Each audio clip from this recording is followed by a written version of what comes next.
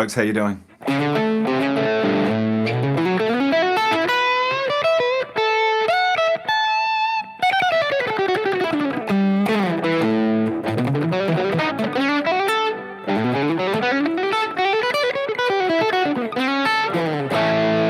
It's funny how we get so used to certain sort of the feel of certain things, isn't it? This has got Ernie Ball strings on it, which are not a coated string, they're a regular string.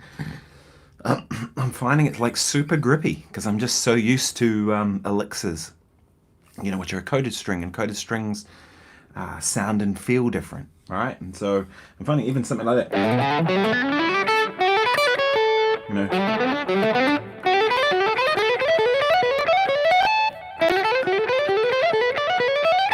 just sort of grippy, it's kind of unusual, do you know what I mean? I'm sort of, yeah, so anyway, welcome to Guitar Daily. It's Nick Granville coming to you from Wellington, New Zealand.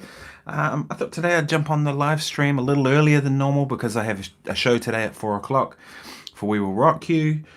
We've got one more week to go. We finish Sunday night tonight, tomorrow night, Monday is the day off, and then we have 7 more shows and we're done. That's it. So it's kind of gone pretty quick.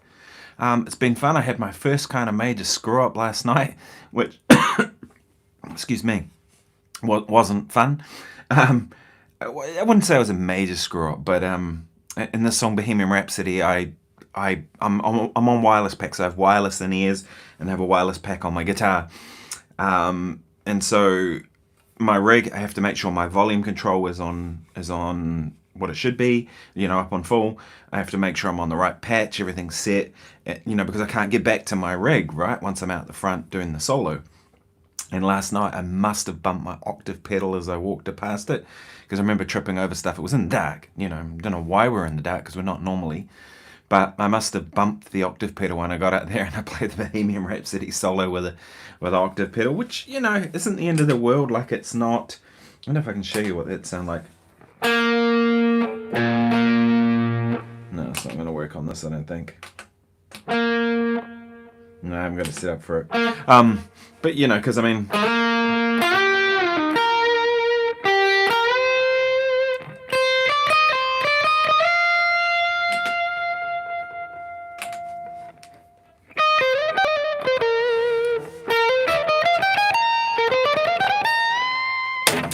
Woo! Broke a string. Well, I haven't broken a string in a while. That gave me a fright. Jeepers. Must have bent it too hard. And these are 10s, which are lighter strings. So, interesting. There you go. So last night it was one of those things that just, with the octave on below it, it kind of sounded like a fatter version of that solo. There's no chords, so I didn't have to worry about that. The parts where I play chords, I'm well back in position, so I can turn the octave off. But it was the first time that's happened. It probably just sounded like a fatter version of it. And I also noticed a couple of things about the octave that I haven't heard before. I hadn't noticed with octave that it doesn't necessarily even sound in certain registers, right? I always just assumed octave pedals played on every note, you know what I mean? But when you start getting up really high on a guitar, which is not normally where I play when I'm playing an octave sound, then all of a sudden the notes don't get octave. So for a lot of that solo it was fine anyway. You could hear it on that bit, but by the time I got here you couldn't really hear the octave. None of that had octave on it.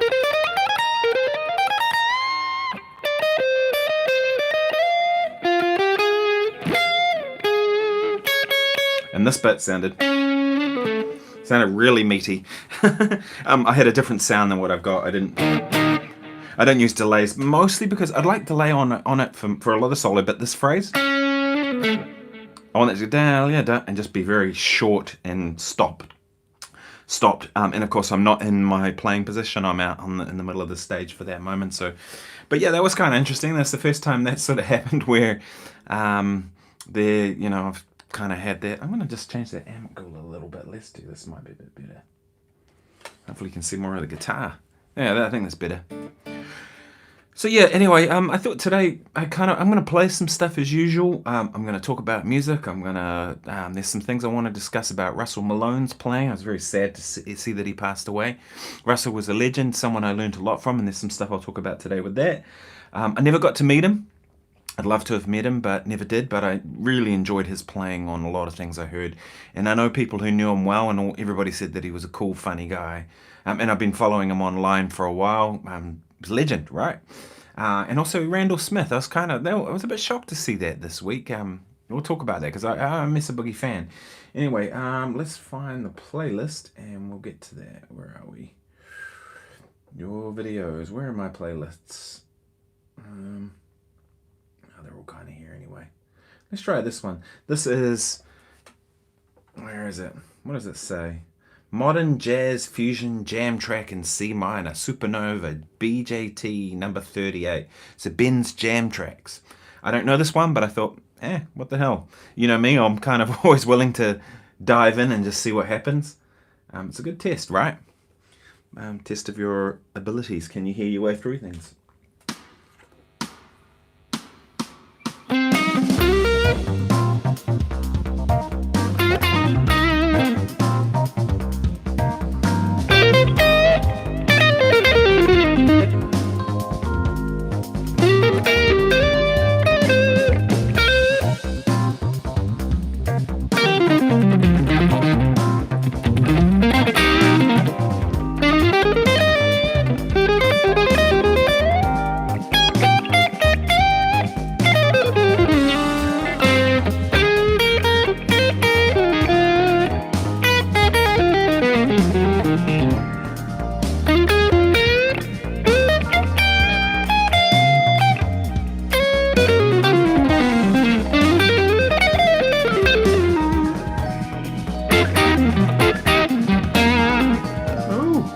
Nice changes.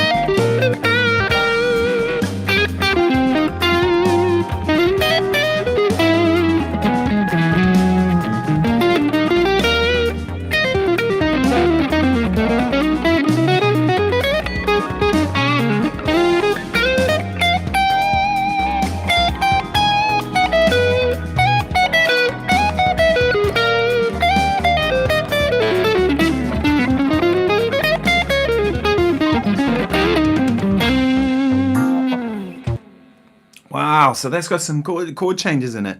I played through it the first time and I was kind of like, what the hell's going on there? There's some interesting stuff going on in there.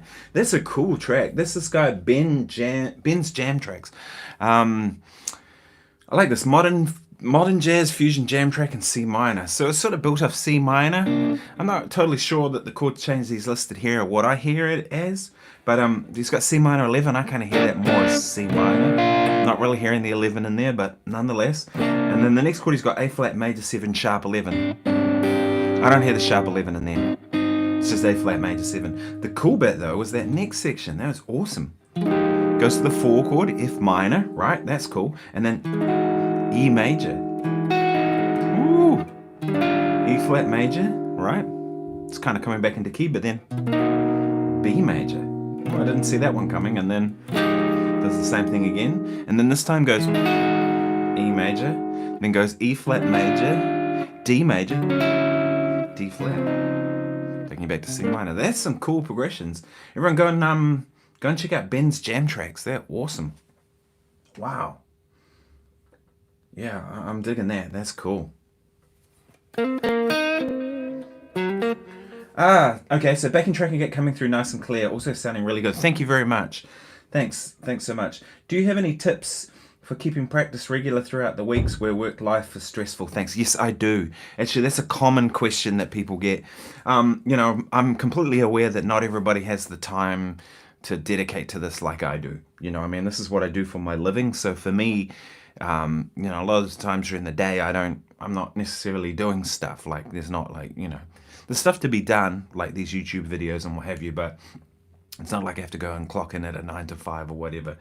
And practice for me is part of my job, right? At least how I see it. I've got to prepare for the different things I'm doing. It's really important, but I get that that's not the case for everyone. So what I would say is, the best thing to do is to try and find out what works for you. You know what I mean? Like that, to me, that's what it's all about. People always talk about, you should be doing 2 hours a day, 3 hours a day. You should be doing this. Anybody tells you should be doing anything, it's sort of like, okay. To me, it's kind of what's going to work for you, right? Because there's no point making a practice routine of 2 hours a day and then finding that you're not achieving that, and then you're getting down about it because you're going, man, I didn't get the things done I meant to do, and then you kind of beat yourself up and you go, oh, I suck and I've got no time, I'm useless at this, and then you stop doing it. It's self-defeating, isn't it? So the better thing to do is to try and work out what works for you. A lot of what I find for people who have 9 to 5 type jobs, is utilizing time in the morning. If you're a morning person, there's a guy, David, I teach in the UK, really good guitar player, more of a rock background, and he's been through various different schools and stuff, but wanting to learn more, go deeper into the more jazz kind of harmony theory, that kind of stuff. But for him, he has a day job, and he finds that by having doing his practice in the morning is when he's freshest and most alert, and can provide the attention to it, because in the evening he's tired after a day's work and his focus is not the same. Now that makes so find the time of day that works for you. If it's lunch breaks, if it's mornings, maybe you're an evening person like me. I'm not a morning person.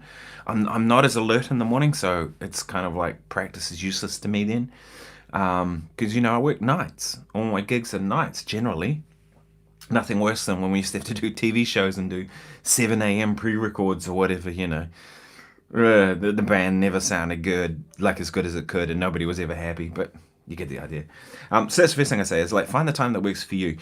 Also, the other thing I'd say is utilize your time effectively. So have very specific things you're going to do that suit you, and go, right, I'm going to do 15-minute slots or something that stops you from sort of falling into that thing of noodling, right?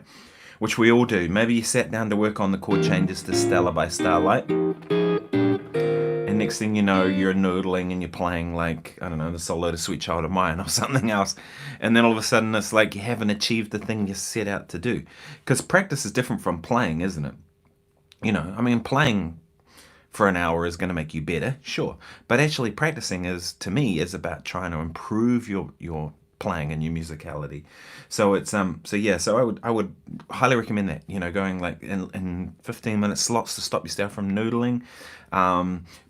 Be honest with yourself about what you need to do.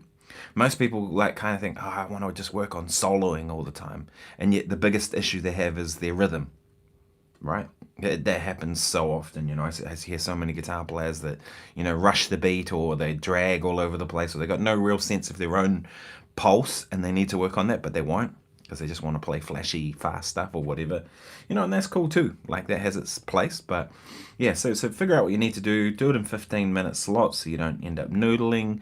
Find the time of day that works for you. Those are all things that work for you. Be realistic about how much you can and can't practice, and what you're going to do and what you want to achieve. If you've got a family, then that's a commitment that you have to honor, and that's a really important thing. Yeah. Hope that helps.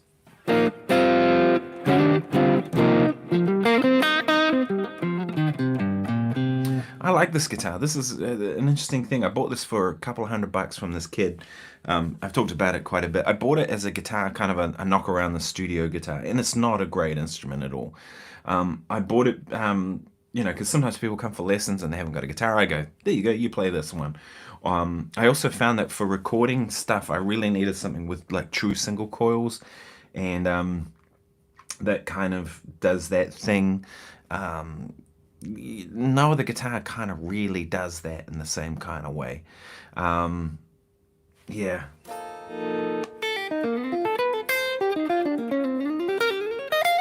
But it's actually turned out a really good guitar.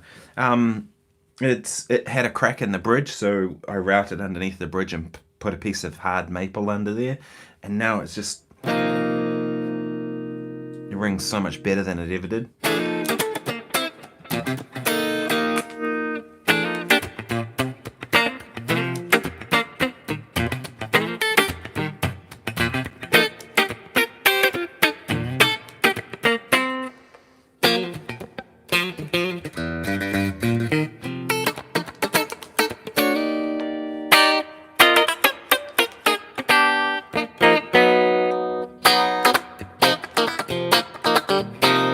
It does that Stratocaster thing, you know what I mean? Which they're a classic design for a reason. I would really like a high-end Strat at some point, and I probably will get one. Because as I said, this isn't a great guitar. It's a functional guitar, and I do use it, and I find it like it has its place. But I really love to have something like a Sir or a Fender Custom Shop. Probably more a Sir than a Fender Custom Shop for me. I don't know. I kind of for a while there, I wanted to play a Strat type guitar, because I kind of grew up playing Strats, right? That was a big part of what I did when I was younger, was playing the Strat thing. But I just found that Strats are so commonplace, right? Every man and his dog was playing a Strat, and I was just like, I just wanted to play some else. So that's why I bought that Poor Ed Smith, the one with the 3 P90s, thinking that'd be like a fatter Strat, kind of do its own thing. But it didn't really sound like a Strat at all, so I was kind of ended up like going, oh well. Because the Strat is its own thing, right? And it's interesting, I was watching that video before of John Cordy. He was talking about like the 5 kind of main guitars. The Les Paul, the Stratocaster is probably the most famous, right? If you talk to non-musicians and you got them to picture a guitar, they'd talk about a Strat, right? But a Strat, a Les Paul, a 335, those are like the big 3, and a Telecaster, big 4 really, and big 5 if we're going to add a 5th in. Some people would say SG. To me, an SG is kind of like a Les Paul in a lot of ways. It's different, but it's in that category. It's kind of in the 335. But yeah, probably an SG, right? Or some kind of Ibanez shredder guitar could be a 5th one. Yeah, I don't know. What would be the 5th? Archtop guitar, jazz guitar, maybe. To me, that's really an acoustic kind of vibe, right? Different sort of thing. Yeah, anyway, but they're kind of your main sort of things. There's one thing I liked about this, right? Other than I just broke a string on it. Happens. It's like, it's a Strat-ish in shape, but it's like trying to do its own thing. Do you know what I mean? It's kind of refreshing. So Gibson, right? I wanted to talk about Randall Smith and how he recently, I read that he got fired from Gibson. Fired, not like retired. I mean, I believe he's like in his 70s. Dude's a legend, right? Like Mesa Boogie without Randall Smith is not Mesa Boogie. I kind of think things have to move on. It can't just always be centered around kind of one person. You know what I mean? That's like Poor Ed Smith, right? Poor Ed Smith is not the only guy who builds guitars there. In fact, I don't think he probably even builds guitars at all anymore. He's got a crew of people that do that stuff for him, but it's his designs, his ideas, his company, right? But there'll come a point when he moves on. But to be fired, that's kind of interesting. Gibson have done some weird crap in recent years, haven't they? Like, you know what I mean? Like, the robotic just really started about the time of that robotic tuner guitar. It kind of all just went backwards from then, didn't it? And it's a shame because they're such a great company in terms of guitars. Like, I mean, how much more iconic does it get than the Gibson Les Paul? You know what I mean? And I've got my old L4 up there, which was made in 1948. Even back then they were making stunning guitars, like, all by hand. So it's a shame if they kind of lose that legacy and they kind of ruin stuff. But anyway, they acquired Mesa Boogie, and then Randall Smith, the guy who designed all that stuff, and apparently got fired. So I don't quite know what went on there, like what that's about. Should we care as players? Not really. No, I mean, you know what I mean. Like yeah, we should kind of honor these people by all means. But if Randall Smith is not there, is it going to be the end of Mesa Boogie? Maybe, maybe not. Right? It could be like Mesa Boogie, just like his designs are, the rectifier isn't going anywhere, is it? Mark 1, Mark 2, Mark 3, Mark 4, Mark 5, maybe anything beyond that. Even beyond Mark 4 was really not anything. But the Mark 2 C plus, is that what it's called? That design's not going anywhere. That's still a Mesa Boogie design, right? Whether Randall Smith is there or not. To me, it feels a bit respectful to fire somebody. You know what I mean? Maybe if you announce his retirement, you do whatever. But that could be the headlines too. You can't always believe what you read in the media, right? There's so much crap. I've seen that firsthand with stuff that I've said that's been printed incorrectly, and I actually hit up the company that did it and said, this isn't what I said. And they said, oh, well, we believe our readers will read a variety of things and make up their own minds about what's true and what's not. Really? Anyway, I stopped reading that publication ever again. I deleted it from my phone. I was like, you've got zero credibility anymore with me. There are some credible media sources out there, don't get me wrong. But so I don't know what we're hearing about Randall Smith, what the truth of it is. But if they did fire him, I think that's pretty crappy. But things will go on, and as players, should we care about it? And it's got nothing to do with us as players, right? We should just play the guitars for what they are. Gibson make great guitars. If this is an instrument that you think you can make music with it, right? It'd be different if Gibson did something kind of really crappy. You know what I mean? Like, I don't know, like maybe we're using wood that had come from illegal sources or something. I'm not saying they are, but I'm saying if they did something like that and they got caught out for like illegally cutting trees down or something and kind of ruining the Amazon rainforest, for example. I mean, I'm not saying they are, but say they did something like that. That's when I'd kind of draw a line and go, right, I'm going to stop playing your instruments and never use it again. But generally, I don't think we should care that much. It's not, it's just, yeah.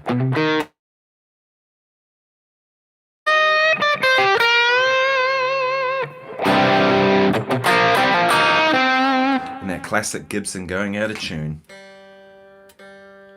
I already knew it was the G or the D string, but most likely the G, right? This design is flawed, isn't it? Because the strings come off at an angle and then downwards as well. And so they hit the nut at a funny angle. And every Les Paul I've played has an issue with that, with staying in tune. Every single one. I've never played one that's super solid. Now, some are better than others, there's no question about it. This one's actually generally pretty good. But as you saw, it still happens.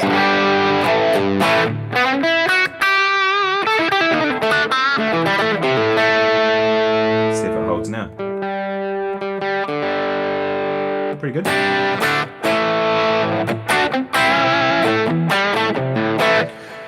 Interesting thing too, I saw John Cordy today talking about, should he even play a Les Paul because, he can do the same sort of thing with a 335.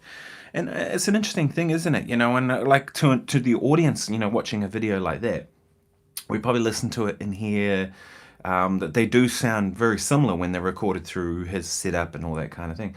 But I don't think that's the point. To me, it's not about the audience, it's about the player, isn't it? The way I feel about this instrument is completely different than the way I feel about a 335 type guitar. Not least because my arm is in a different position. On this guitar, it's about here. On a 335, it's kind of about there. So my whole body's in a different position, which makes me play differently. The Les Paul sustains for days. You play a note and it just...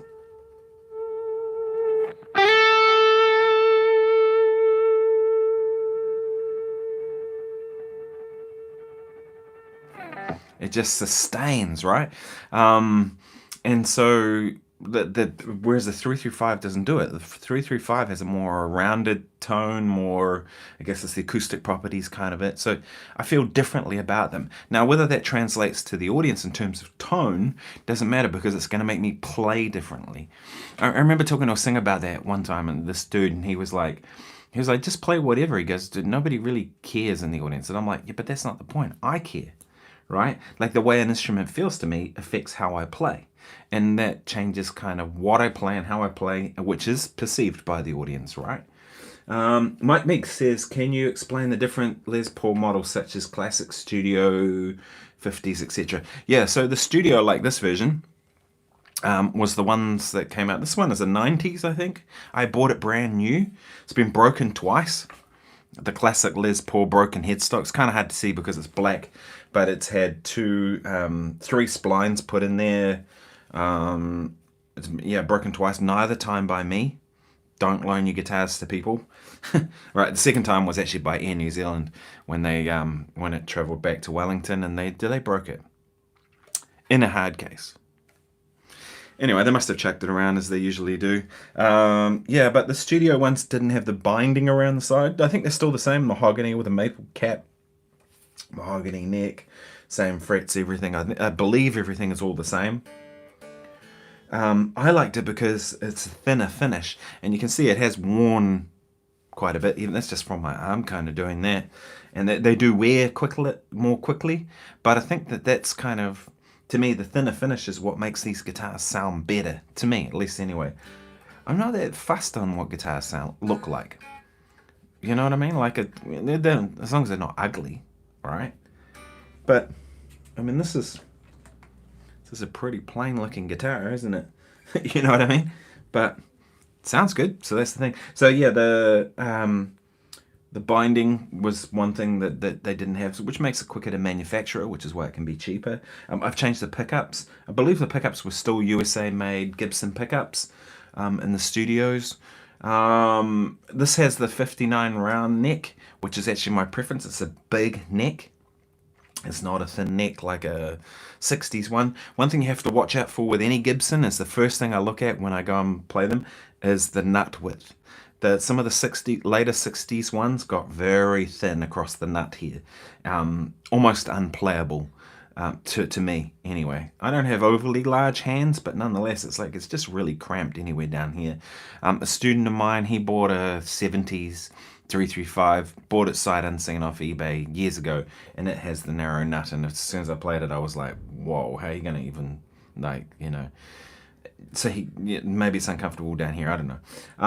But to me that's one of the first things I look out for, is does it have the 50s or the late 60s nut width, right? I like the bigger necks, I don't like the thinner necks. I think they sound better. I know some people think that's bullshit, but go and look at the Warmouth channel, who make replacement parts. There's a video there where he shows a Stratocaster replacement neck, and he makes two necks from the exact same piece of wood, one with a thicker round back and one with a thinner kind of standard profile. Everything else is the same. He even changes over the tuners, the strings, and you can hear a difference. The fatter neck sounds fuller. Now, does that make a difference? He was actually saying, in his opinion, it doesn't, it sounds different, not necessarily better, just different. But he was like, the most important thing is comfort. And I totally agree with that. Some people don't like big necks, I do. But yeah, so that's the thing. There are standard Les Pauls. The standard Les Paul is kind of like the benchmark, right? Les Paul standard. The customs I do like. Some of the customs I think are really good. But judge every guitar on its own thing. Don't, kind of go, well, this person played this and it sounds cool, but that's not necessarily going to be your experience, right? No two trees grow the same way, right? So things don't necessarily resonate. I know someone had bought a Les Paul maybe about 15 years ago, and for some reason it had a dead spot right around the middle of the neck, like nothing would ring there properly. He took some of the finish off the back at that point of the neck and found that there was a knot in the wood right in the middle. He had ordered it from the States, I believe, and had to send it back, which all of a sudden now you're talking about $500 in couriers to send it back, and like, what a hassle. They should never have made it with that blimmin' thing in the neck. Do you know what I mean? But yes, I always think play them play them to see. Some of the R9s, I think they're called, Gibson Custom Shop type stuff, are pretty good now. But you can't beat the old ones. But hey, who can afford those? I'm just going to grab my Telecaster. I feel like playing the Tele for a minute. 1 second. I'll be right back.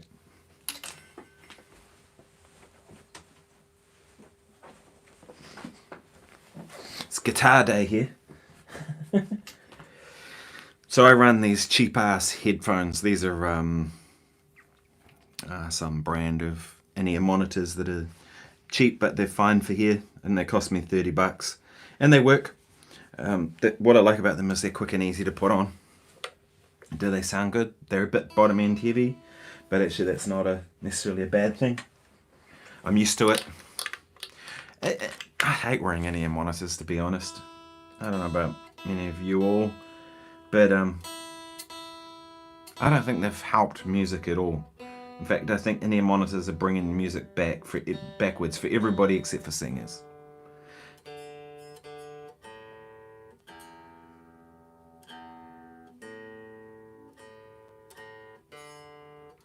Right, can't stand guitars out of tune. Like, has anyone here, let me know in the comments, has anyone here who uses in-ear monitors ever had a perfect experience with them? Like a perfect experience where everything went well? I haven't yet, not a single time. For We Will Rock You, I'm wearing them. I'm using my Shure 215s, not these ones. These are the cheap ones, but my normal ones in the theatre. And I'm getting a whole lot of compression on the guitar.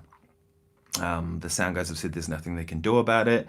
It's happening via the wireless system to my ears, right? Because I have to run a wireless pack, it can only handle so much signal coming across before it starts compressing, right? I've done a few things, like turn the level down, but turn the pack up, and that's helped a little bit. But they're not great. It's not a great sound. And so now I'm playing, and it's kind of hard work. But I'm trusting that what's going out the front is ideal. And I've had that so many times. I've had so many times on gigs where I pull one out, and I'm like, it just sounds better now, right? I don't think in-ears, Adam Neely has this idea that, in-ears are improving musicians playing. Bullshit. I don't think so at all. I don't agree with that one bit. To me, it's like in-ears are, I think, for musicians it's a massive compromise in what we're hearing and how we're playing.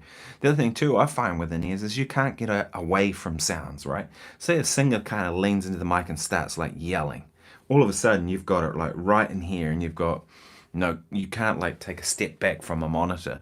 Or say the drummer starts like playing some crazy loud fills. I just take two-step thing, can be a bad thing, but I haven't yet to have a situation where it's perfect. I've had lots of gigs where I'm using amps, or even modeler into a modeler amp, like an FR, where it's perfect. The sound is ideal. You can hear everything. You can, the dynamic range is there. You can play musically. I've had plenty of those, but I haven't had a perfect situation with in-ears yet, ever. It's always a compromise. There's always something going on that's not ideal. Now, some situations it's a must, right? Like with We Will Rock You, I have to. I can't be running an amp up on stage. It's a silent stage for the most part. There's a drum kit that's playing there. He's in his own little booth. There's a percussion rig who's kind of over the other side, as far away as possible. And the rest of us are all just going direct. Guitars, basses, keyboards are all direct. Because there's 40 headset mics on stage. 40 of them, those little head things where you have the microphone that comes around here with all the singers. I believe there's 40. Now, if you have that many open mics on stage, you can't have a guitar amp blaring, because next thing you know, it's like, they're getting feedback a little bit anyway when they get too close to the front of house speakers and stuff.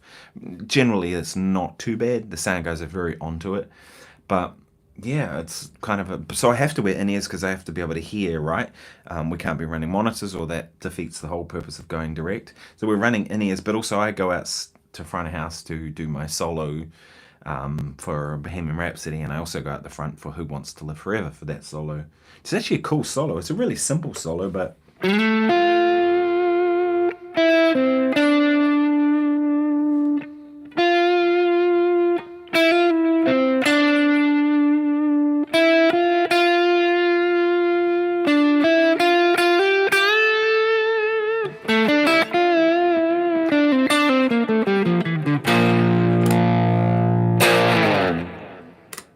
cool, eh? It's like just a really tasty little solo that Brian May played, like all his solos are, right?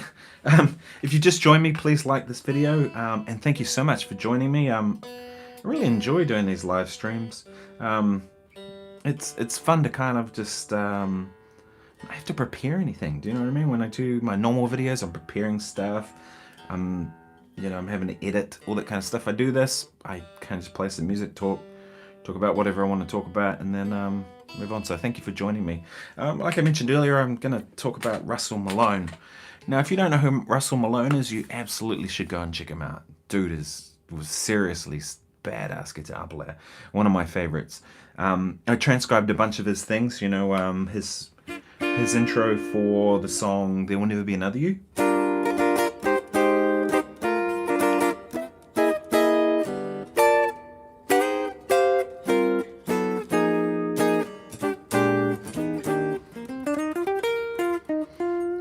Tune, right? When I play this tune, that's the intro that I use, and I just totally lifted it from his one, and to me it sets up the tune.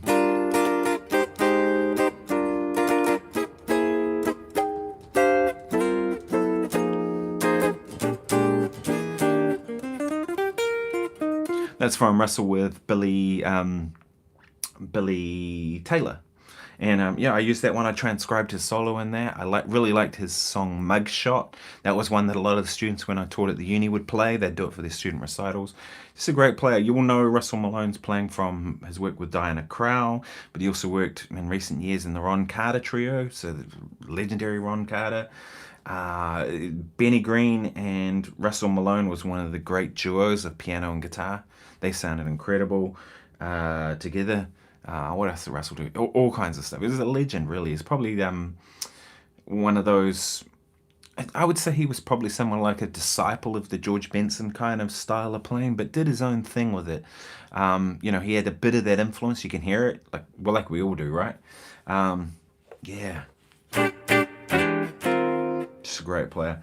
Mike Meek says, sounds like the stock neck up pickup in the Telly. Is that right? No, it's not. This guitar, this is a Highway 1 Telly. It came with, I bought this 2007. I know that because the serial number has a 7, 2007. It came with Seymour Duncans. I think they're Alnico 2s. I changed, this has been through about 4 different sets of pickups now. This one here is a Damasio Area T. So you see, if I go to my overdrive sound, other than a bit of earthing hum, it's quiet, right? If I go to the bridge pickup, you can hear all the noise. So I swapped that out for that. I haven't quite found the right bridge pickup. This, I did have a Seymour Duncan JB Jr. in here, and I hated it. To me, that was the worst pickup to put in this guitar possible. I know some people like those pickups, not me. So yeah, that's an Area T. This one here is the stock Seymour Duncan that came in it. As I said, I think it's an Alnico 2 or something like that. It's very bright.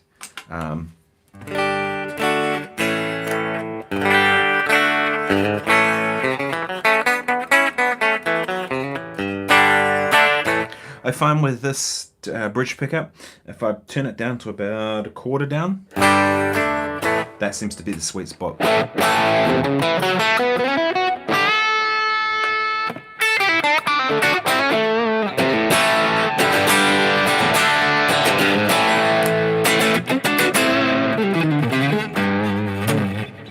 So it works, but it's not great. But yeah, so that's the pickup that's in there for now. I probably will change it up. Maybe not. I don't know.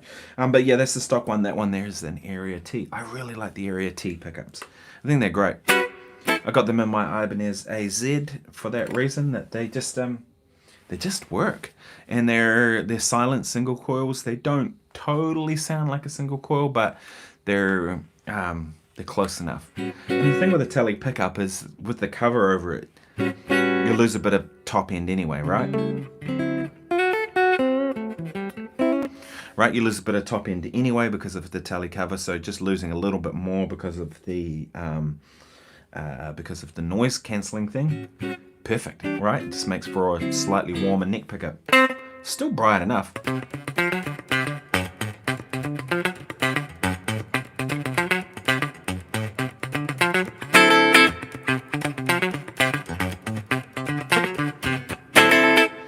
of course, my favourite tele setting, without a doubt, is, in fact, my favourite setting on a lot of guitars is both pickups, neck pickup and bridge pickup.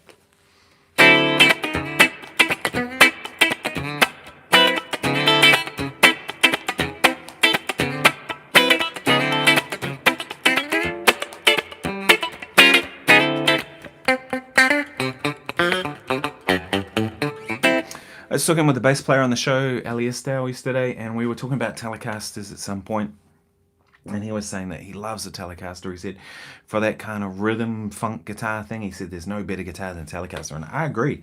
It's that...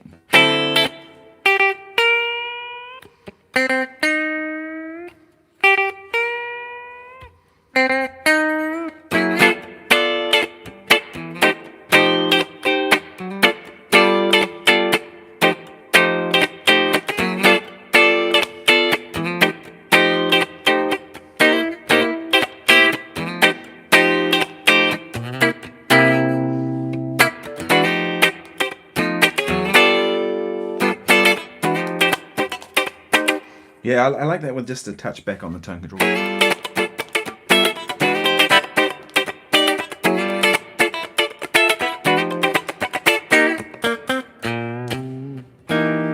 think that works really well.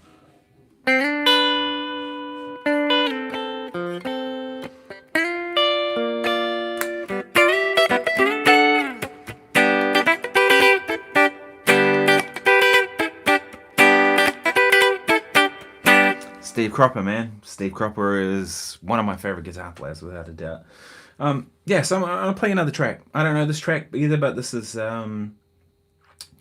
Fusion Funk Jam track in D minor. See what happens. This is, again, from Ben's Jam Tracks. I was kind of going through some kind of to think about what I was going to play today.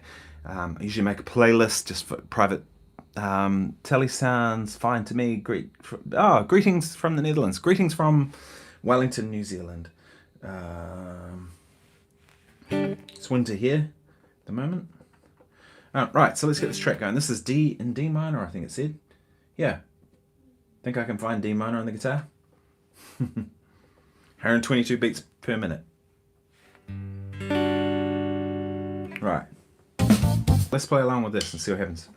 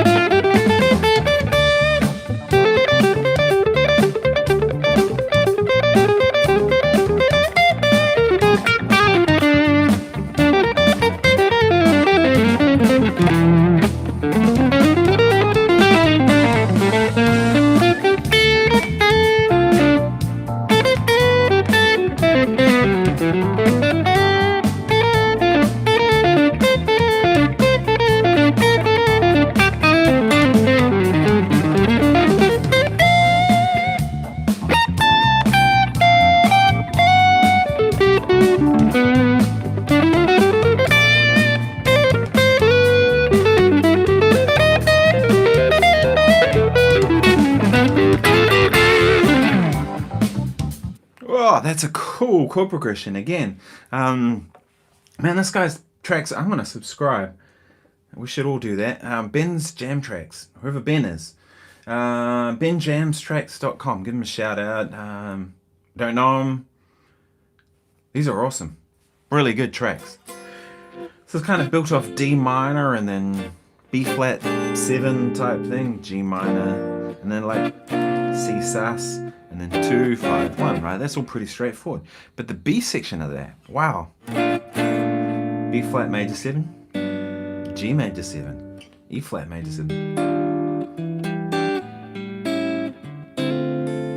Right, that's kind of very, having that G major 7 in there is very, what are they called? Incognito or Jamiroquai, that kind of 90s acid jazz kind of sound. I really like playing over chord progressions like that.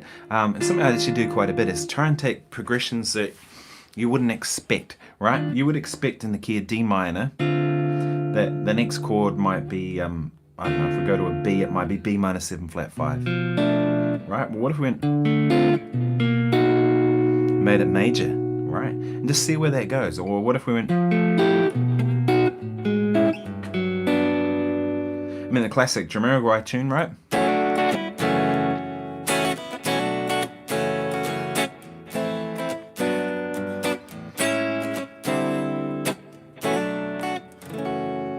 Right, B minor, F sharp minor, then F major, G major, A major. Right?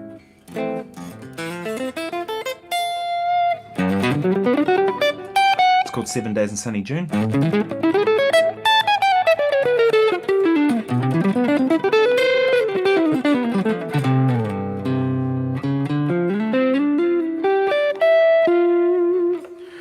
There's kind of an irony in that because June in New Zealand is usually the wet month, like it's winter.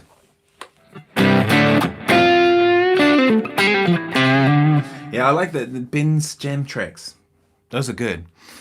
Yeah. Anyway, I'm gonna jump back. Where is my live stream link?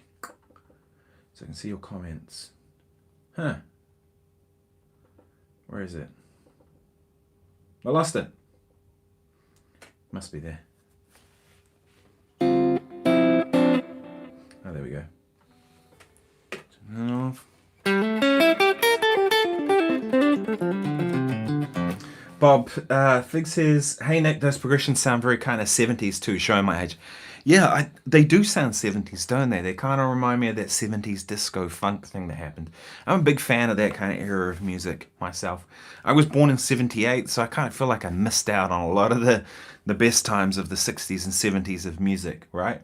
And, you know, I had two years, 78 and 79 in the 70s. I don't remember any music from that time. Maybe I did, maybe I absorbed it. But really a lot of it was 80s for me, and then of course the 70s was still around. That was when I was a kid. So that music kind of shaped a lot of what I'm into, right? Because the thing I find with a lot of funk music, and this is something I've talked to a lot of my peers about, is that if you play funk music, right, there's a tendency for things to want to kind of, let's get rid of that.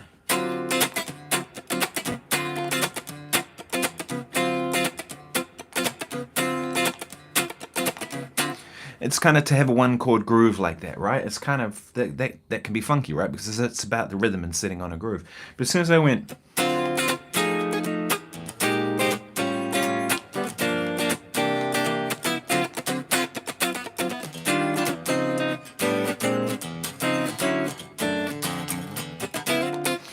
all these chords, kind of unusual rhythms like that, you know, where you're, it's not necessarily as predictable as you would think.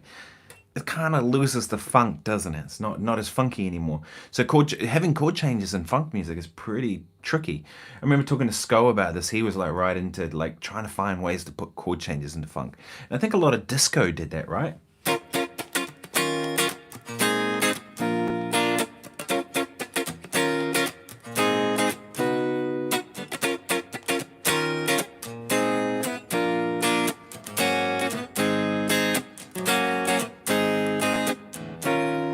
Right, that tune's funky as heck, right? But yet you have E flat minor 9, A flat over B flat to B flat. A flat over B flat is really like a B flat sus, right? It's 9 sus, 4, 13 sus, however you want to look at it. Bootsy Collins played bass underneath. Rock with you? Did he really? Didn't know that. I knew he'd done some of the great funk stuff. Like he did. Bootsy Collins was on a lot of the James Brown stuff, and actually his brother Catfish Phelps Collins was of course played. I think he was the guitar player.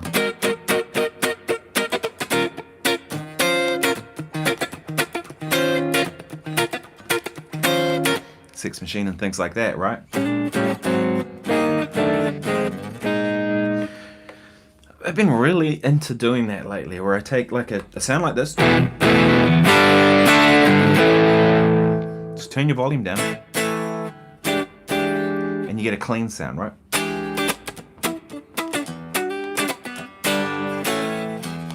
Maybe it's the We Will Rock You gig that I have at the moment that's kind of making me feel that way about playing. It's just different from, like, I'll take that tone there. It's an overdrive sound where I've turned the volume down. Now I'll go to the actual clean sound.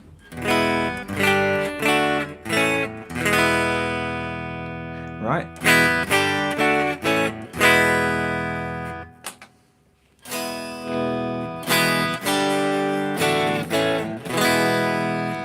It's a different kind of tone, isn't it? It's like there's more compression. It's more compression in a certain kind of way around certain frequencies. And it probably is the We Will Rock You thing, because We Will Rock You, when I'm doing that show, I think I only changed pickup once in the whole show. I'm pretty much just living on bridge pickup on the DGT. And I turn down a lot of the times when I want it cleaner, like Brian May did, right? Because you get a different character out of that. And some of the songs too, like we do Hammer to Fall, of course. Like you don't want...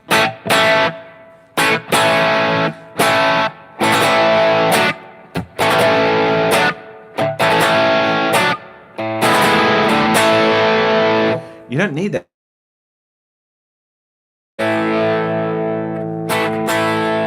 Out there.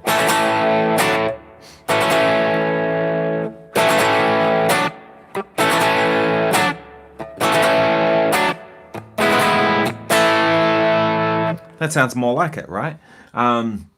Especially with two guitars playing the exact same part. So I'm actually using it quite a bit, and I've written down what my volume control should be set to. So on the charts, I always write scene 1 or whatever. I'll write which drive pedal I'm using, because I'm actually using pedals to do the drives on the show, just so I can change things, because I change it during the show constantly. But I'll go OCD at this setting, or Dude pedal, which is the other one I'm using.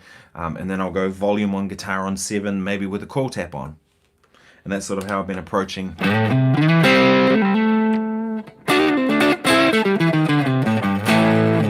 I'm finding I'm doing that a lot on, using the volume on the guitar to get your tones, your clean tone, more than actually using the clean channel. Just a bit more characterful, I think. Has anyone here ever had issues with your hands or your arms? This show, I actually, for the first time ever, had an issue with my arm. There was about 3 or 4 shows in a row where my arms were aching. I get to the end of the show and my hands were sore, and I was getting pain down here. Something I've never had to deal with before. It was quite scary, actually, because there was one show I remember we did, and I just thought, if I had to play on matinee today, where I had to do a matinee show and then an evening show, I wouldn't have been able to do the evening show. It was just completely wrecked. And my DGT, which it's all packed up, ready to go. I'm gonna have to go straight to the show after this. But I've got a chip in the headstock here from where I hit the other guitar player's stand, because his stand was like literally here. He was trying to be kind of beside me instead of like I had to be at the front, which is where the MD wanted me, and he was supposed to be back. But because his stand was like right here, I found what I was doing was hitting it all the time, right? So what I did was I kind of angled my guitar more like this to sort of avoid his stand, right? And then what was happening is I was putting my arm in a funny kind of angle, kind of like this, instead of where it should be, right? And I found that, end of a 3-hour gig, my arm was getting sore down here because I'm not in a good position. So next show I came in and Tom's a cool guy. He was totally cool about it. Moved his stand back, so I had a bit more room with that. And I actually did a bunch of the kind of songs that got more in a classical stance like this, all right?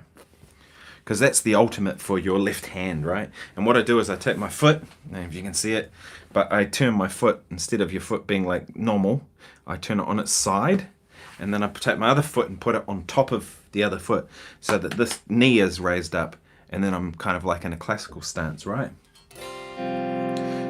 So for like Radio Gaga, we go dun dun dun dun dun dun dun dun dun dun.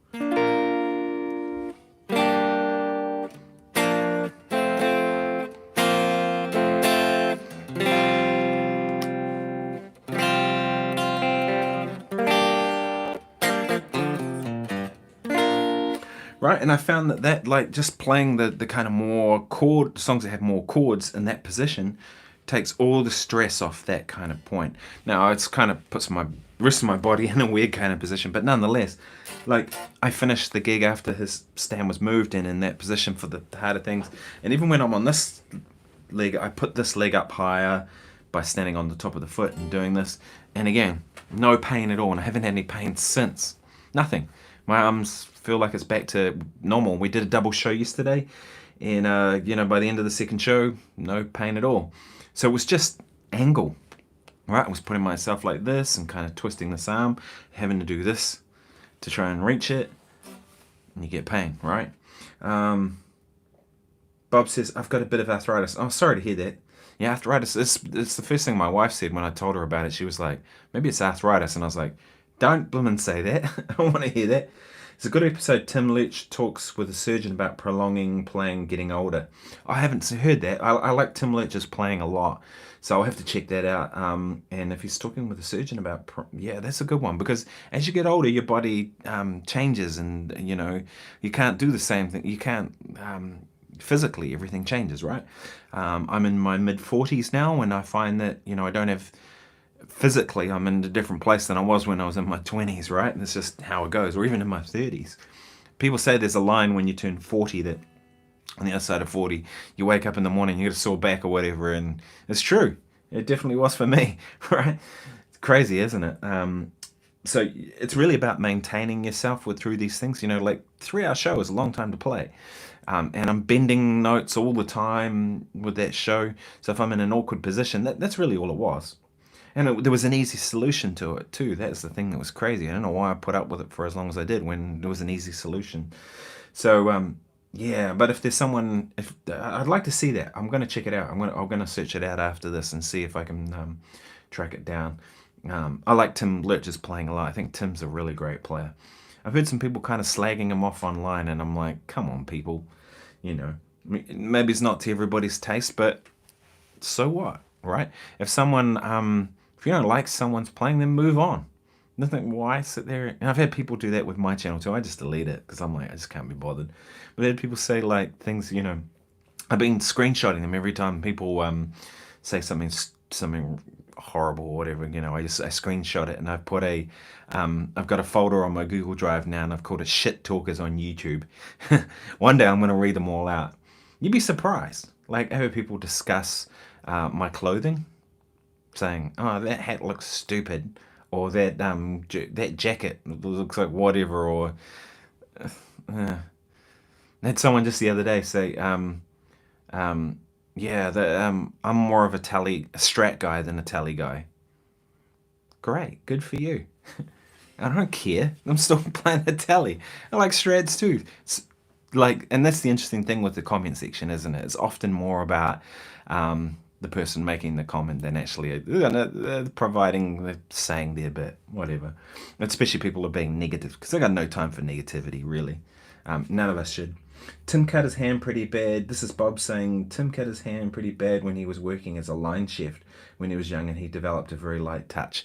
Yeah, interesting, isn't it? Because I've often heard of people having issues like that, and so they play a certain way, and I definitely think Tim has a light touch. I do too. That's the other thing too, is when I was talking earlier about in-ear monitors and about how I don't like them and it's never ideal. On the show, it sounds like crap in my ears. It's really compressed. It's not a pleasing sound to me.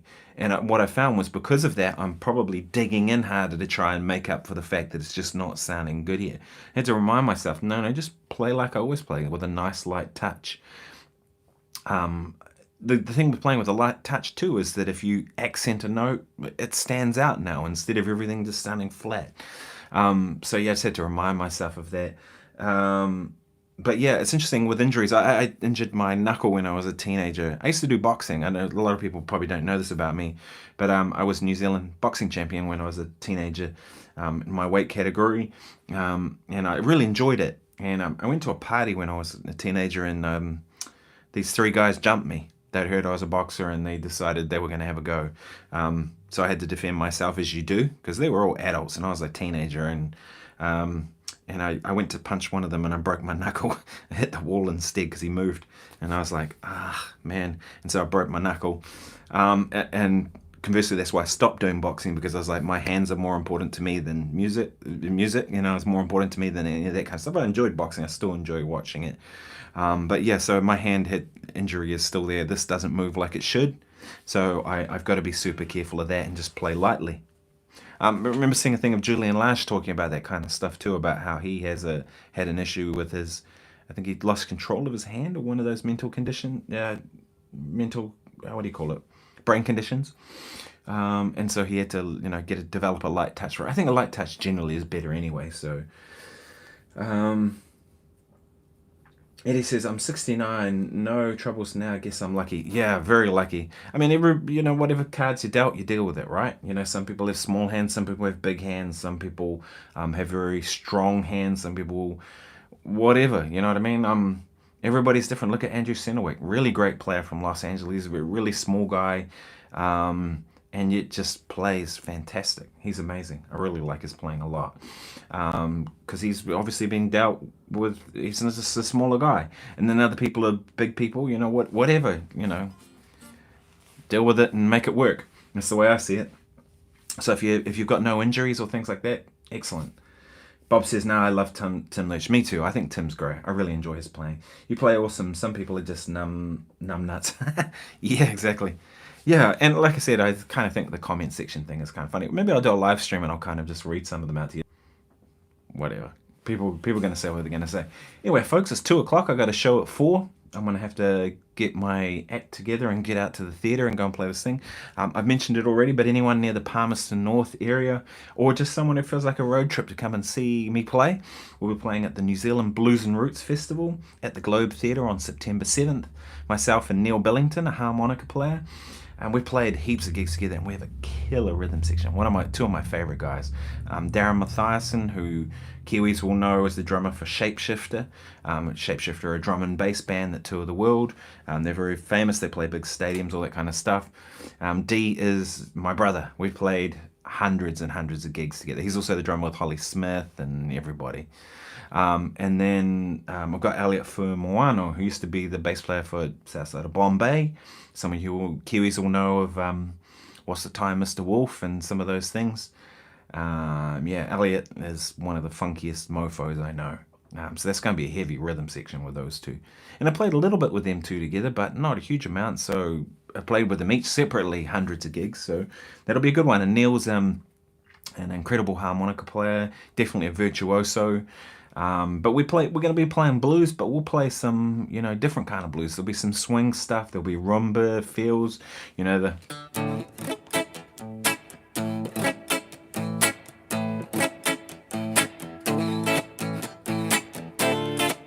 these sort of things, minor blues, swing stuff. Thanks, Eddie. You have a great day too. Keith Lamont Davis, really enjoy your channel. Love your playing. Oh, thank you so much. Bob says, thanks heaps, and Nick, you're building a great channel. Thanks. That's kind of what this is all about to me, is like, I don't care about numbers. You know what I mean? Like, some people go, oh, I just made 100,000 subscribers. So what? Like, it's never been my goal with any of this. My goal has been about building a community around this and having cool people involved with it. You all kind of contribute. So that's why, the shit talkers, like, this is really such a small amount, right? It's maybe 0.1% of people. 99.99% of people are awesome, and you guys are really great. And it's the community here. Everyone's like contributing to this stuff and leaving comments that are helping others, and we really like it when people do that. Someone will chime in and say, I do this, this, and this to work on this specific thing. And I look at that and I just go, that's freaking cool, because now, I might get something from it. There's definitely things people have said that I've gone, yeah, I'm gonna take that idea and work on it. Or it reminds me to do something that I've done before but maybe need to do again. And maybe someone who's brand new to something, that might be something cool for them too. So I'm really into that. And that's what I want this to be. I want to build a community around this. I'm not looking at it for money. If my channel's not monetized, I've not put adverts or any of that stuff. If you see adverts in here, that's YouTube pushing it, because it's kind of part of their thing. I've noticed sometimes they just seem to randomly put them in there anyway, and other times you'll get a copyright strike because that stuff is bullshit. It's become bullshit. People are putting copyright notices on songs that they don't own and they have no ownership over. As soon as they do that, you get adverts in front of it and they get all the ad revenue. Dumb. Don't get me started. But anyway, I dig that everybody's here. That's why I do this. So I hope you have a fantastic day, and thank you so much for joining me. I've got one more week of We Will Rock You, and then I'll be back into kind of a different style of video. I've got some interviews coming up. I've got the David Beebe one. I'm going to wait till We Will Rock You to edit that. I want to do a proper job of that. And we had an interesting chat. He had some very interesting things today. He's a great player. Beebs can play. He's got an interesting kind of take on things that he kind of became serious about it later in his playing journey, which is different than how stuff did. I've spoken to Rob Harris, my friend from Jamiroquai. Rob's a great player and a big influence on me, and Rob's agreed to do an interview, so we'll do an interview for this channel, so it'll be great to have him on here. Keith says, I'm 58, I play daily, I have no issues with my hands, thankfully. Me too, I've never had issues until this show. As I said, it just must be the angle that I was playing on, putting me in a compromised position for my hand, which meant it get sore. Anyway, I'm going to have to go, people. I'm going to go and do a show. One more show, and then we have a day off tomorrow, and then we do 7 more shows, and it's over for We Will Rock You 2024. Thanks very much. Have a good day.